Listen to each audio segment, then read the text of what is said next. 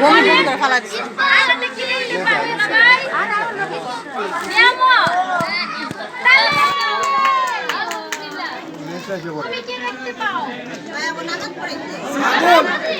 ছাগল ছাগল ছাগল দেয়